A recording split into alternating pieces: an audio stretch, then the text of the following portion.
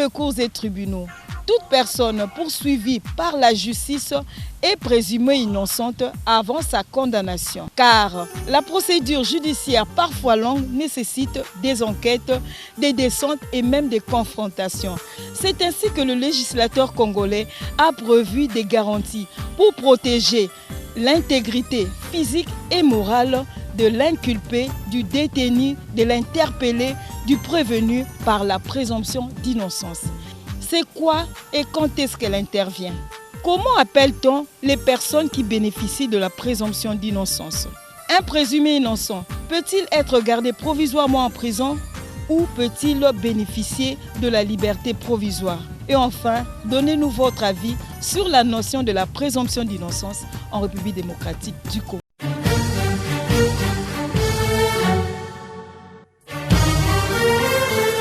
La présomption d'innocence est un principe légal, constitutionnel, comme on peut le dire, qui suppose que tout être humain, tout individu est présumé innocent tant qu'il n'a pas encore été déclaré coupable par un jugement définitif. Mon général, il a présumé innocent, Muntoyo, à Kangami, maintenant à Katelami et Tumbute. Il n'est pas bien présumé innocent, mais ce qui est en flagrant, il faut que juriste éclaircissement. Présumé innocent, Eza Muntoyo va soupçonner que Eza impliqué dans l'affaire.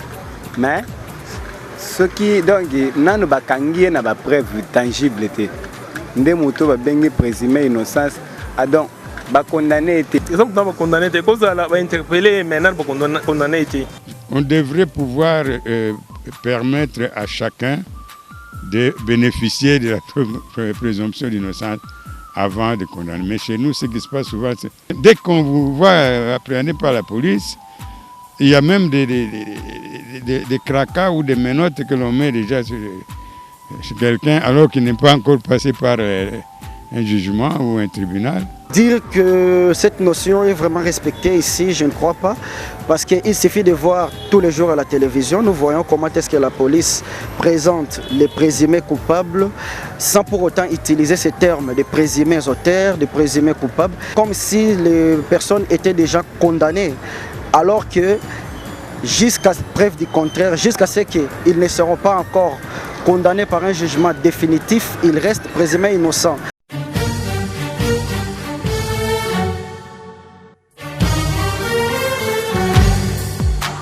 C'est quoi alors la présomption d'innocence?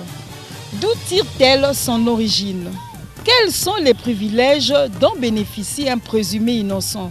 Quand est-ce qu'on ne fait plus allusion à la présomption d'innocence?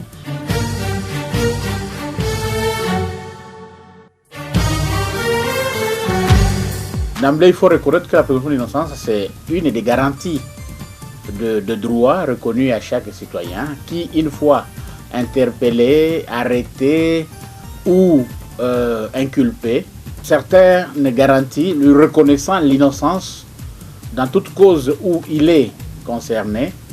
Et ces garanties consistent à considérer une personne poursuivie comme étant innocente jusqu'à ce que sa culpabilité soit établie par un jugement définitif. La présomption d'innocence, comme le nom l'indique, c'est une présomption, c'est une supposition. On suppose que la personne, quoi qu'interpellée, quoi qu'inculpée, il n'y a que le juge, il n'y a que le tribunal, il n'y a que la cour qui aura à dire un dernier mot sur sa culpabilité. Cette personne-là garde les prérogatives lui reconnues comme citoyen et sur lui, sur ce citoyen-là, ne peut être appliquée comme sanction aucune mesure le considérant comme ayant déjà été condamné. Lorsqu'on poursuit un citoyen, autant que l'OPJ, l'officier de ministère public, peut prendre des mesures liées à l'instruction, liées à l'enquête, cette personne-là, pour protéger son intégrité physique, pour protéger son intégrité morale, cette personne-là est présumée innocente et il doit bénéficier de certaines garanties, ne doit pas être tabassé, ne doit pas être battu, ne doit pas être traîné comme un malfrat. Une personne présumée innocente ne doit pas être exposée au public. C'est le cas, par exemple, où on filme les personnes qu'on arrête sur la rue, les gens qui ont fait des rébellions, on filme les gens qu'on ramasse à gauche, à droite, en province comme ici, par exemple. Bon, si ça peut avoir, ce filmage-là, si ça peut avoir un caractère pédagogique pour faire peur aux autres qui aimeraient faire ça, mais si le plan de droit de l'homme, si le plan de droit garantit aux personnes poursuivies, une personne peut dire ne me filmez pas. Parce que plusieurs fois on a arrêté les gens par erreur. On peut arriver à un endroit où on va arrêter les personnes qui prennent les autres en otage. Et on arrête ceux qui prennent les autres en otage. Et par erreur, on arrête aussi ceux qui étaient pris en otage. Alors que ceux qui étaient pris en otage étaient les victimes. C'est comme ça qu'en Europe, par exemple, en Occident, lorsqu'on doit présenter des personnes qui ont commis des infractions, on doit les présenter au public, on cache toujours la figure. C'est pour préserver l'intégrité morale des personnes poursuivies ou peut-être les personnes mises aux arrêts. La présomption d'innocence tire sa source des instruments juridiques internationaux. Ici, la Déclaration universelle des droits de l'homme, l'article 11, est clair là-dessus. Toute personne est présumée innocente jusqu'à ce que sa culpabilité soit établie par une juridiction compétente.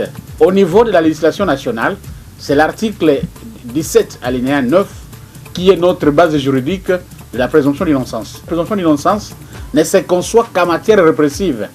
La présomption d'innocence ne se conçoit que lorsqu'on est poursuivi pour des infractions. Ce n'est pas que toute personne qui va devant la justice est présumée innocente.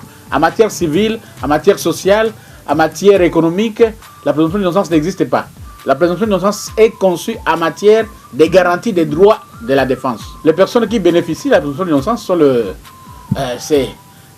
l'interpellation jusqu'à la condamnation. Un bénéficiaire de présomption d'innocence peut être interpellé à la garde à vue, peut être un inculpé, peut être un prévenu, peut être un détenu non encore condamné.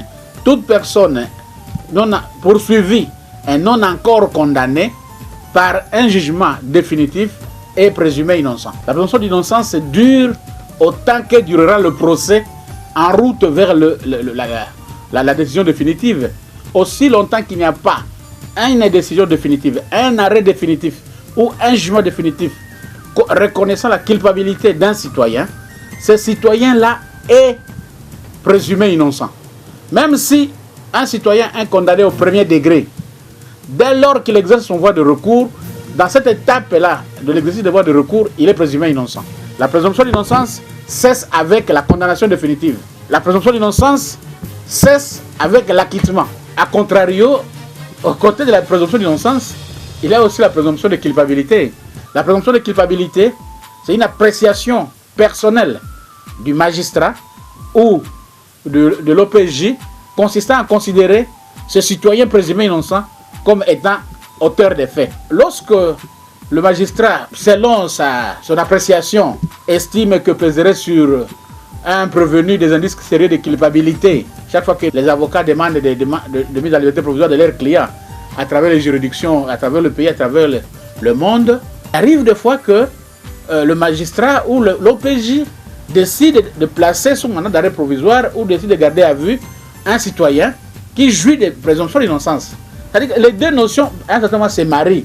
Dès lors que la liberté est la règle et la détention est une exception. Et lorsque le magistrat estime qu'il faut détenir un citoyen qui jouit des privilèges, qui jouit des droits à la présomption d'innocence, au cours de cette détention-là, au cours de cette interpellation, au cours de cette prévention-là, il faut que le magistrat ou l'inspecteur observe les règles de garantie reconnues à la personne présumée innocente. On ne peut pas le traiter comme un condamné.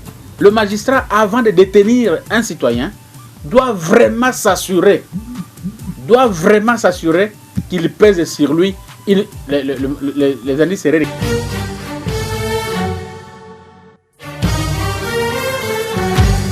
Il faut qu'on arrive à maîtriser le droit de la défense et surtout respecter la notion de la présomption d'innocence en République démocratique du Congo pour éviter d'éternir l'image et l'honneur d'une personne non encore condamnée par la justice. Toute mauvaise publicité ou même de préjuger en sa personne sont interdits. La notion de la présomption d'innocence ne se conçoit qu'en matière répressive, c'est-à-dire et entre au code pénal, notamment le meurtre, le viol, le vol, les détournements, et non en matière civile, économique et sociale. Toute personne poursuivis par la justice, non encore condamnés par un jugement définitif et présumés innocentes, donc ils bénéficient de la présomption d'innocence. Merci de nous avoir suivis et à la prochaine.